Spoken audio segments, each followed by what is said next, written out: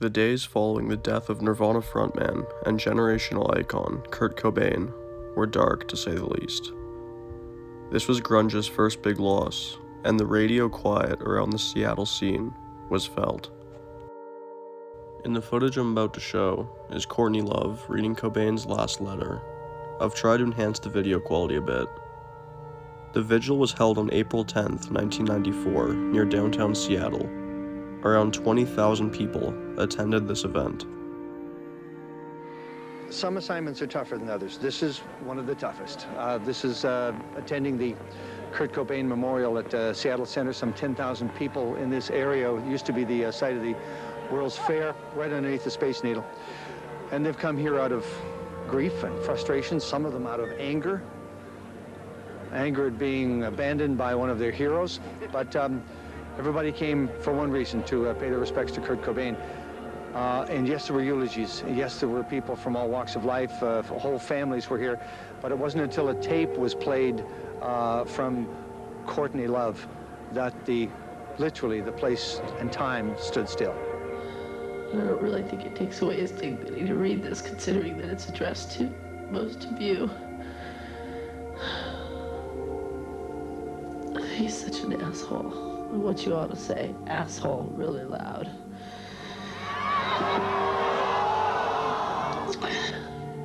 I haven't felt the excitement of listening to as well as creating music, along with really writing something for too many years now. I feel guilty beyond words about these things. On our last 3 tours, I've had a much better appreciation of all the people I've known personally and as fans of our music, but I still can't get out the frustration, the guilt, and the empathy I have for everybody.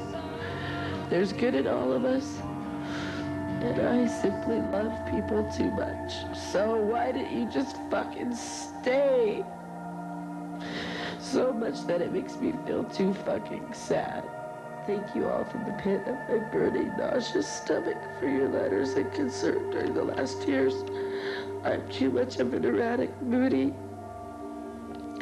person, and I don't have the passion anymore. And so remember, and don't remember this, because this is a fucking lie. It's better to burn out than to fade away. God, you asshole.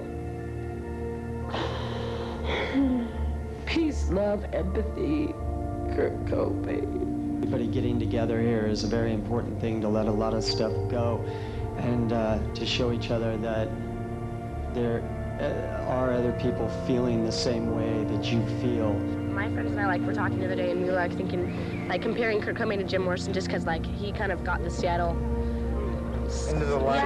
yeah, into the grunge. He's the one that kind of got Seattle on the map. Yeah, and it's he was just a great performer, and he was really good in concerts, and he had those great music, and now all of a sudden he's gone. You just gotta move on, It's a tragedy, and it is a tragedy, but you gotta move on.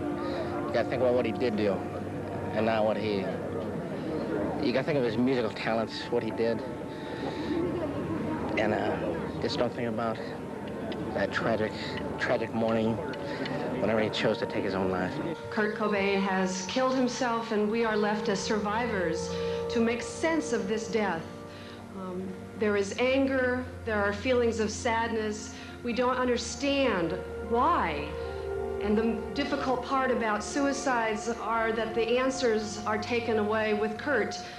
He knew the whys. We don't all know all the reasons. On behalf of Dave, Pat, and I would like to thank you all for your concern at this time. We remember Kurt for what he was, caring, generous, and sweet. Let's keep the music with us. We'll always have it, forever. Kurt had an ethic toward his fans that was rooted in the punk rock way of thinking. No band is special, no player royalty. That's the level that Kurt spoke to us on, in our hearts. And that's where he and the music will always be, forever. I was really angry at Kurt Cobain for what he did, so I came to mourn the loss of Nirvana, more or less. I'm still angry.